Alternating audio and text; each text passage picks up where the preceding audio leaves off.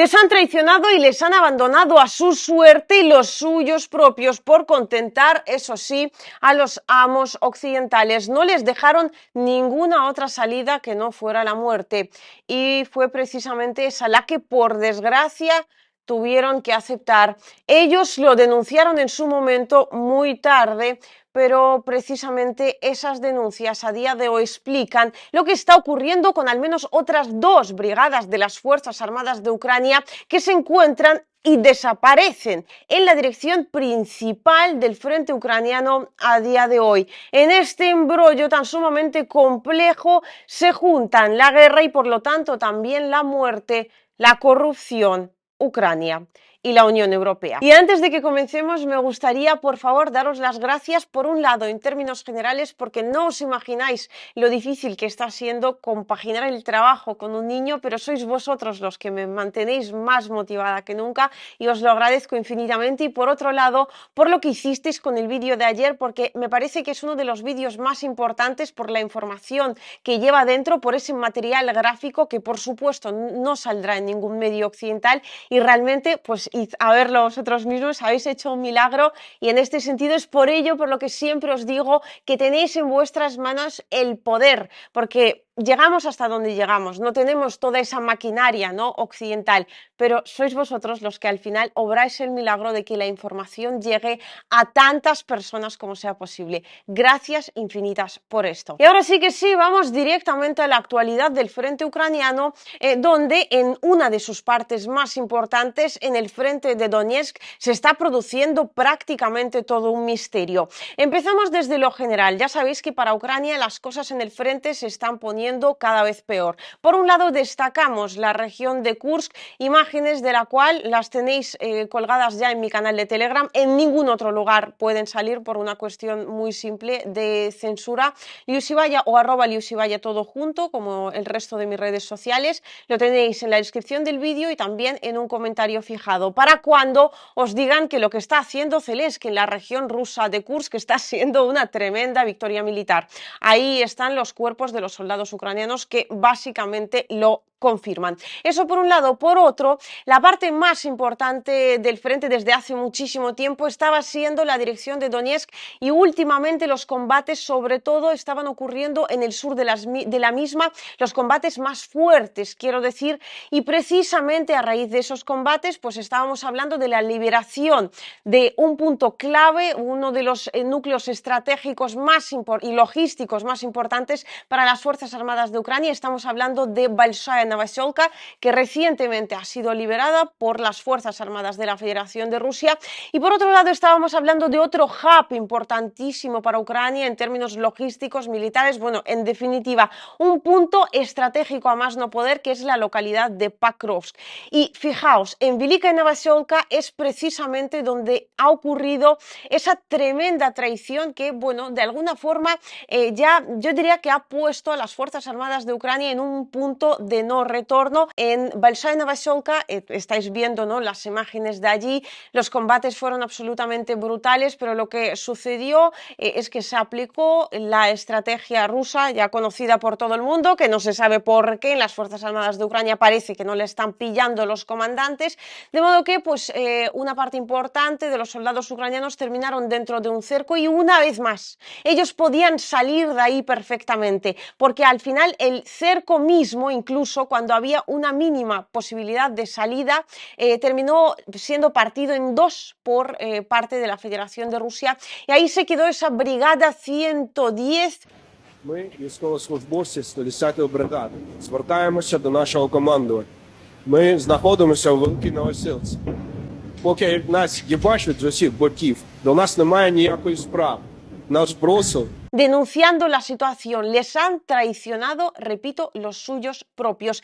Y este punto es clave para comprender lo que está ocurriendo ahora en la localidad de Pakrovsk, que realmente va a correr exactamente la misma suerte. Y esto es fundamental, todo este contexto, para comprender en última instancia por qué muy pronto el frente de Donetsk va a comenzar a desmoronarse. No lo hará de golpe, pero sí vamos a ver, y ya lo estamos viendo, o sea, una localidad por día. Esto no ha ocurrido en toda la operación militar especial. En estos últimos meses ya se está desmoronando y se está tomando una localidad importante tras otra. Balshaya Navashon, que en tan solo 6 días de asaltos se ha tomado por parte de las Fuerzas Armadas de la Federación de Rusia.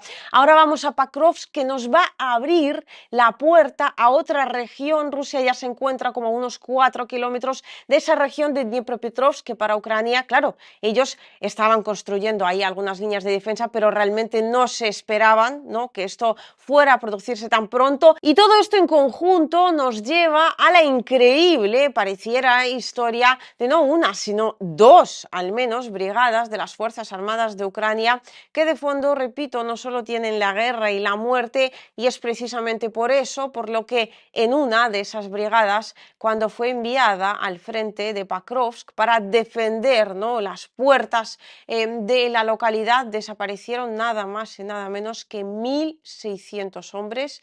Y por otro lado tenemos la segunda, que está corriendo más o menos la misma suerte, pero además de fondo también está Ucrania, está la Unión Europea, está Estados Unidos y por lo tanto, oh sorpresa, aparece la corrupción. Se acabó el contexto, vamos al detalle. Estamos hablando en particular de dos brigadas del ejército ucraniano. Ambas pertenecen a la serie 150, la 155 y la 157, y ambas tienen al menos, bueno, en realidad bastantes más, pero al menos una cosa fundamental en común, que se trata de brigadas nuevas, de esas de nueva formación, y se formaron, oh sorpresa, en la Unión Europea, es decir, que fue Occidente, la OTAN en particular, quien pagó por la formación de esos dos cuerpos de combates.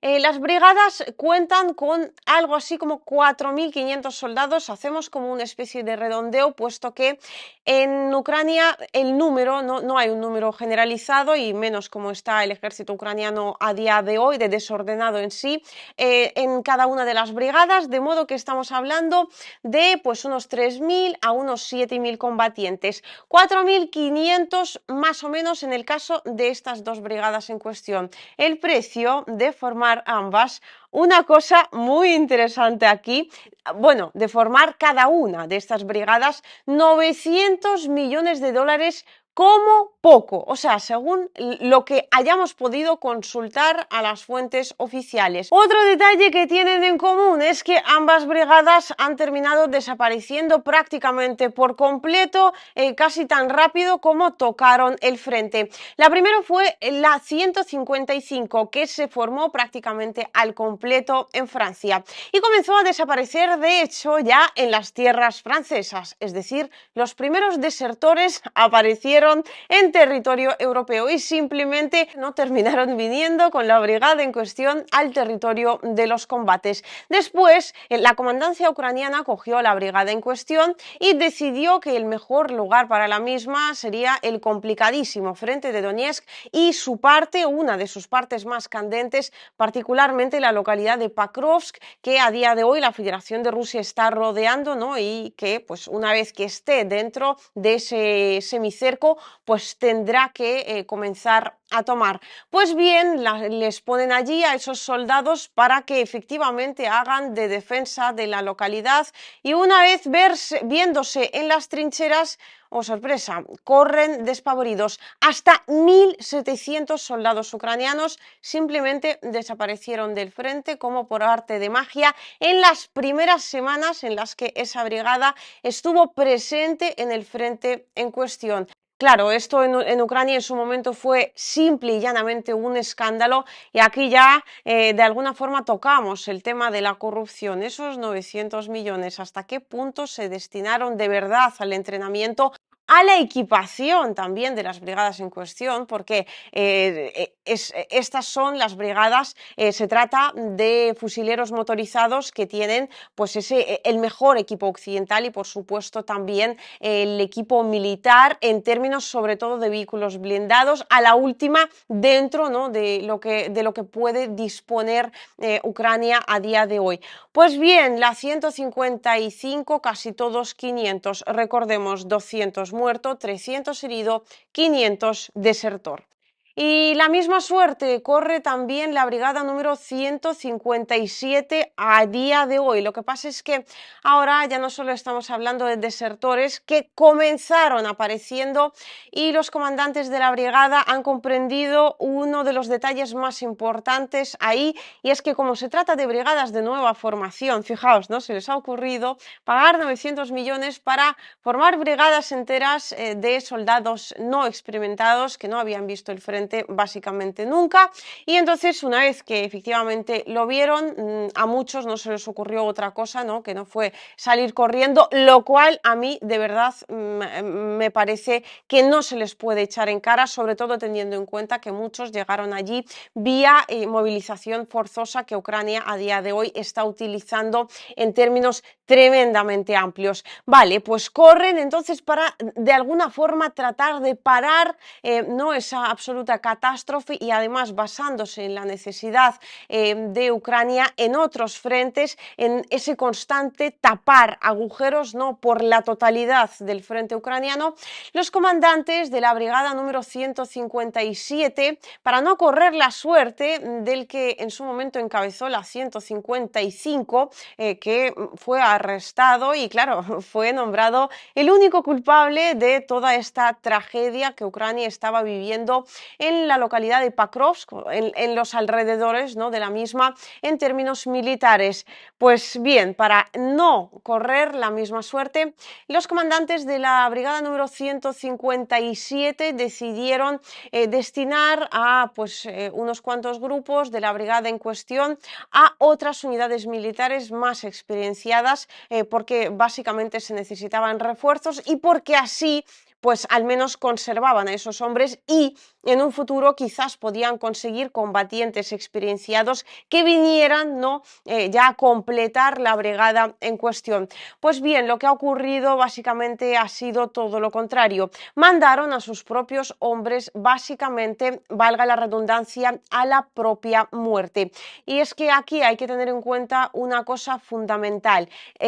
Los hombres es prácticamente imposible que se conserven en su totalidad, de modo que cuando una unidad militar ya más o menos establecida, que ya de por sí en el caso de Ucrania muchísimo más, está perdiendo cientos de hombres al día, pues cuando recibe un grupo que va a hacer de refuerzo, ¿a quiénes os pensáis que va a poner en los puntos más calientes del frente? A los suyos propios, a los que ya conoce y con los que esos oficiales que les tienen que destinar ahí básicamente, ¿no? A la muerte, todavía con los que tienen que seguir trabajando, ojalá puedan seguir haciéndolo, o a unos cuantos chavales que vienen nuevecitos, encima con uniformes occidentales, no manchados de barro, por supuesto, para allá que van, para la primera línea del frente, no, para la primera línea del frente en los términos más peligrosos de combate, y por supuesto la gran mayoría de ellos terminan pereciendo precisamente en esos combates. Y claro, el detalle más importante, casi se me olvida, aquí es precisamente donde hilamos todo el asunto con los testimonios de lo que les ha ocurrido a los soldados de la brigada número 110, que os recuerdo fueron traicionados por sus propios comandantes, por su propio presidente y en última instancia por su propio país. Claro, esto viéndolo, ¿no? El resto de las brigadas de la totalidad del ejército ucraniano, cómo tienen que reaccionar exactamente. Y cuando estamos hablando de brigadas formadas por los recién movilizados, que además lo han sido a la fuerza, pues blanco y en botella. En este sentido, creo que ya se puede confirmar que el ejército ucraniano está en realidad absolutamente acabado. Y cuando digo que está acabado, no me estoy refiriendo para nada al hecho de que a Ucrania ya le queden algo así como 3 hombres y medio. Estamos hablando de un país con muchísimos habitantes, de modo que, aunque las reservas ya están en las últimas, aún hay muchos, pero muchos ucranianos que sacrificar por los amos occidentales. No, estamos hablando del hecho casi más importante, al menos en términos militares, y es que el ejército ucraniano, sus soldados, han perdido lo más importante, que es la fe en el mismo, es decir, viendo cómo constantemente sus compañeros están siendo traicionados en el frente, cómo corren viendo este tipo de ejemplos, cómo son arrastrados a las trincheras, pues claro, pocos al final quieren defender lo que muchos ya ni siquiera consideran su propio país. En fin, así es como están las cosas dentro del ejército ucraniano a día de hoy. Y a esta peculiaridad militar habría que añadirle también una peculiaridad política o político-legal, como queráis, la que comentamos de hecho ayer mismo. Y es que con estas tremendas pérdidas, esta situación absolutamente crítica del ejército ucraniano de fondo, lo que tenemos de frente, lo que tenemos en el primer plano de la imagen es un régimen de Kiev que no solo no ha hecho nada por la paz, sino que hasta el momento ha dado todos y cada uno de los pasos para imposibilitarla. Y a ver cómo salimos de esta.